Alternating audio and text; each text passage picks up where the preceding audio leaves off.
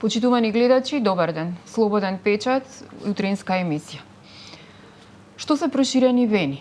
Каде се појавуваат? Кое е вистинското време да се направи некаква интервенција? Има ли горна или долна граница кога тие се третираат? Постои ли некој неинвазивен начин на кој што се одвива третманот? Утрово за проширените вени зборуваме со доктор Андреа Арсовски, специјалист хирург од приватната болница Аџибадем Систина. Докторе, добро утро, ви благодарам што ја прифативте поканата од Слободен печат. Добро утро и добар ден на сите гледачи. Најавив дел на она за што ќе зборуваме, тема денес ни се проширените вени.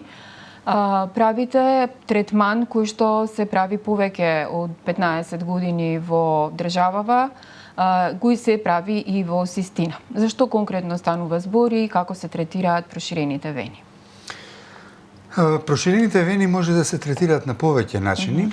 Конзервативно, значи со одредени хигиено-диететски, да речем, мерки, лекарства, склерозација, но и со хируршки третман кој што всушност дава најдобри резултати заради ефикасноста на самиот третман. Оваа метода, значи тоа е метода на ендовенозен третман на проширените вени со радиофреквентна аблација, може и со лазер, меѓутоа радиофреквентната аблација е, да речем, полесна за изведување од една страна и од друга страна компликациите кои што се локални може се јавуваат во помал број на случаите. Всушност, кај нас ние го комбинираме методот на ендовенозен третман заедно со локална флебектомија, односно излекување, односно отстранување на веќе проширените деформитетни вени. Со ендовенозниот третман всушност ја решаваме главната магистрала, така да се изразам, од каде што потекнува покачувањето на притисокот во површниот венски систем, кој што е фактички и директна причина за појавување на овие проширени вени. Значи, откако ќе се затвори доводот на зголемената количина која што прави поголем притисок во венскиот систем, после тоа веќе формираните проширени вени најдобро е да се отстранат за да се постигне комплетен и функционален, но и естетски ефект. Така. Која е причината поради која се појавуваат проширени вени? Причината всушност се состои во тоа што заради покачувањето на венскиот притисок, кога имаме одредена слабост на зидот на вените, кој што и онака е многу послаб за разлика од артериските зидови, се јавуваат овие проширени варикозни вени. Причините, односно факторите за ризик се бројни. Значи, повеќе е застапен женскиот пол, значи одредени генетски фактори во однос на послабиот зид на венскиот систем е присутен, понатаму начинот на живот, одредени професии, возраста, начинот на однесување во секојдневието, помалата физичка активност, така да постојат повеќе фактори на ризик кои што влијаат да се јавуваат овие проширени вени. Што добиваат пациентите? Ова е минимално инвазивна, меѓутоа сепак станува збор за хируршка интервенција. Што добиваат пациентите, зборувам во однос на тоа дали се лежи во болница после третманот, дали се прави со анестезија, да им објасниме на гледачите малку попластично. Во принцип, значи, ова е интервенција, односно заболување кое што бара третман на функционалните пореметувања од една страна, а под број 2 секако и естетскиот момент е битен. Што е тоа функционално пореметување? Заради зголемениот венски притисок, заради овие проширени вени се јавуваат тегоби, замор, болки, понатаму чувство на тежина во нозете, особено изразено после напорните денови кои што се проследени со стоење или седење. А понатаму, воколку не се третира и не се спречи покачувањето на венскиот притисок, доаѓа до промена на самиот квалитет на кожата, нејзино пребојување, односно хиперпигментација, па се до отварање на многу незгодни рани, така наречени венски улкуси, кои што може да загрозат и самиот екстремитет, односно во некоја поодмината фаза да дојде и до потреба за ампутација. Така да, што добиваат пациентите? Така. Добиваат отстранување на овие тегоби кои што знаат да бидат навистина непријатни и да прават проблеми во секојдневното функционирање на пациентите. За самата хируршка, значи, хируршката интервенција колку нуди минимално инвазивен пристап, иако е тој хируршки. Тоа овозможува да се работи во специјален тип на локална анестезија. Значи тоа е Значи безболна е, тоа е многу безболна, видно, апсолутно. Како да ви кажем, као на забар, во колку се појави некоја болка, се додава тој локален анестетик.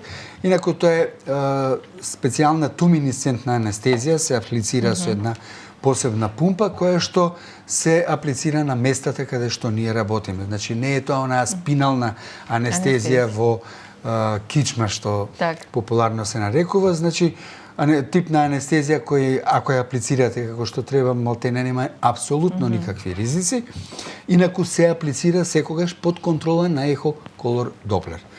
Така да имаме добра визуализација, со нашето искуство навистина немаме никакви проблеми да обезбедиме комплетно обезболување на пациентите од една страна, од друга страна тоа возможува амбулантски третман. Што значи амбулантски третман? Пациентот доаѓа во болница, тоа го работиме во салата за дневна болница, по завршување на третманот останува 15 минути, половина час, за да видиме тие завои да не се премногу стегнати, да нема некое малечко крварење и така натаму, така да пациентот на нога си оди сам дома. Колку трае опоравувањето постоперативно? Опоравувањето е многу брзо. Значи, сме имале пациенти кои што од болница си отишле на работа. Грото на пациенти им советуваме првите 2 дена заради тие еластични завои да не ја виткаат ногата, па нормално ако има некаква физичка работа дека е понезгодно да се работи. После тоа тие завои се вадат, се става друга специјална појака чорапа со која што пациентот апсолутно нормално функционира и тоа е предноста да боледувањето, освен по желба на пациентот, може да биде неколку дена. Речи си дека не е потребно, пак ќе речем, зависи од работните обврски и од активностите на пациентот. Кога станува збор, велите неинвазивен третман? Минимално инвазивен, добро. Дали се прави еднаш за секогаш или можно е да се појават некои компликации потоа или не знам, од некои други причини да се повтори методата? И на колку време се повторува? Најголемиот број на пациенти, ова е еднократен третман. Кај нас ние го спроведуваме комплетен, значи и ендоваскуларниот дел, и хируршкиот дел за отстранување на тие веќе створени варикозитети. И во литературата, и во препораките и на производителите на апаратот, и во сите студии што се правени, процентот на повторување, односно на рецидив, може да се движим помеѓу 2 и 3%. Значи, од 100 пациенти, кај 20 би имала? Така. Ние во минатата година, кога имавме 15 години искуство веќе со работа на оваа метода, направивме една анализа на нашите резултати и бевме многу задоволни затоа што процентот на повторување, односно потреба да се повтори третманот, беше кај помалку од 2%, што сме навистина горди и веројатно се должи на искуството кое што го стекнавме во изминатиот период. Инаку, препорачуваме да се прават редовни контроли.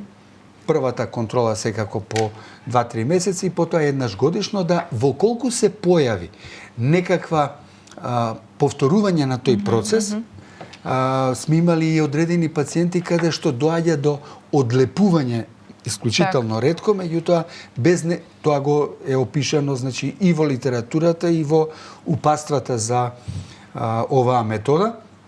Меѓутоа тоа се навистина ретки случаи, а овие другите во колку се створи некој перфоратор, односно друга комуникација помеѓу длабокиот и површниот венски систем кој што не бил функционален пред третманот, треба да се открие на почеток и навистина со или конзервативни методи со склерозација или со минимална амбулантска интервенција, тоа успеваме да го коригираме. Никаде во одговорите спомнавте дека повеќе се јавува кај жени, проширените вени, зборувам како диагноза кај жени отколку кај мажи. Има ли некоја долна и горна граница каде што се прави третманот кој што го правите вие? Во принцип не. Сме имале деца Тоа сакав, Значи, да, следно тинејџери. прашање ми беше. Тука е веројатно тој вроден момент појако изразен чим се јавува во толку младата возраст, а најстарата пациентка имала 86 години. Так, значи... Така да има апсолутно и млади пациенти, и повозрастни, во средна возраст, во време на активност, така да нема временски лимит и нема контраиндикации во однос на од возраста во однос на користење на оваа метода. А кои се причините, докторе? Велите еве дека се појавува и кај деца, предпоставувам дека е наследен фактор. Повторно е неактивноста во прашање начинот на живот за да се појави проширена вена? Значи тоа е еден од факторите на ризик. Кај овие што се јавуваат во младата возраст, да речем кај тинејџери или во 18-20 години, вообичаено дека има некаква вродена анатомска малформација која што во таа рана возраст го дава тој ефект. Најчесто се должи, значи, и на начинот на живот, пациенти кои што професијата им е поврзана со стоење или со долготрајно седење, намалената физичка активност која што за жал денеска е многу присутна, така да проблемот на вените не е тоа ретка појава, напротив би рекол дека во помали или во поголеми граници малтене да нема човек кој што нема со текот на годините не се јавуваат одредени проширени вени. Постојат ли некакви компликации после интервенција?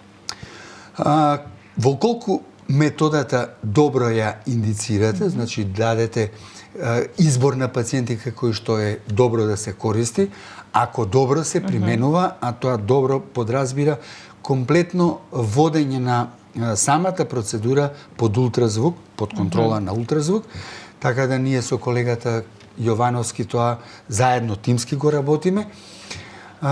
Тогаш нивото на компликации е многу мало и се многу, да речам, бенигни, односно не се тоа опасни компликации.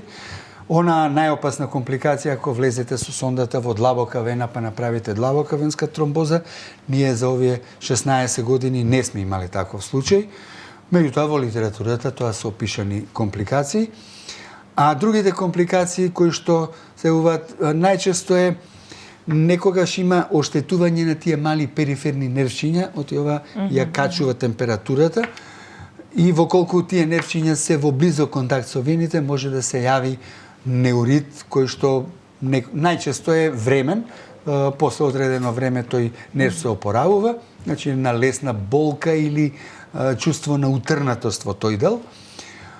Може да се јават хематоми, модринки, кои што поминуваат апсолутно бргу, као и секоја друга периферна модринка, така да компликациите се навистина ретки и минорни. После операцијата, потребно ли е да се лекува понатаму пациентот? Има ли некои лекови кои што се примаат во моментот или има некоја доживотна терапија што треба да се пие? Лековите кои што се даваат кај проширени вени се со, како да речем, ограничени можности. Значи, тие пред се влијат на намалување на симптомите. А да ги вратат вените во онаа состојба во која што биле, тоа таков лек се уште не постои, освен склерозантните средства. Но ако аплицирате склерозантно средство, мора, за да имате успех, да ја решите причината, односно тоа враќање на крвта од длабокиот во површниот венски систем, што го правиме со овој ендовенозен третман. Сега, ако сакате да правите помалце периферни решчиња, или постојат промени во самата кожа, оние проширени вени кои што се како капилари модри, ги велиме, да, народски. Тогаш тие бараат дерматолошки дополнителен третман, односно постојат специјални ласери кај нашите дерматолози кои што ги аплицираат, но тоа е веќе постигнување на подобар естетски, односно козметски ефект. Во однос на терапијата ние препорачуваме носење, односно таков е протоколот на еластични чорапи 4 недели, 3 до 4 недели по завршување на третманот и кај пациенти каде што имаме повеќе мускулни гранки, особено во текот на зимата, препорачуваме носење на еластични чорапи без никакви посебни други медикаментозни третмани. Так. Една препорака до пациентите, докторе. Кога треба да се поиде на лекар за да се истретира една ваква вена, која што е проширена? Чим се појават? Така. Зошто? Затоа што во колку ги фатите на почеток, пред да дојдат видливи оние проширувања или уште повеќе пред да настанат проблеми со исхранувањето на кожата, резултатите од овој третман. Прво, самиот третман е многу поедноставен, многу побрз и дава, би рекол, навистина извонредни резултати. Што е состојбата понапредната, тогаш и ефектите може да бидат не толку сосема добри. Значи има пациенти на кои што ние им велиме дека можеме да ги решиме најголемиот дел од тегоби, но да направиме, условно речено, нова нога како што била пред 20-30 години. Тоа не е можно, така да не треба пациентите да се доведуваат во таква ситуација, поготово што ова е навистина многу едноставен, ефикасен и добар третман во колку се спроведува онака како што треба, без компликации, без постоперативни потешкоти, и навистина го препорачувам, и тоа особено овој комплетен третман, значи и решавање на изворот, односно ендовенозниот третман, кој што оди паралелно со тој мини агресивен хируршки третман, за да добиеме навистина најдобар оптимален резултат. Така. И задоволство на пациентот. Така. Докторе, ви благодарам за гостувањето во Слободен печат. Вие, почитувани гледачи, останете со нашата програма, следите го нашето веб издание и очекувајте го издавањето на нашиот весник. Ви благодарам за вниманието.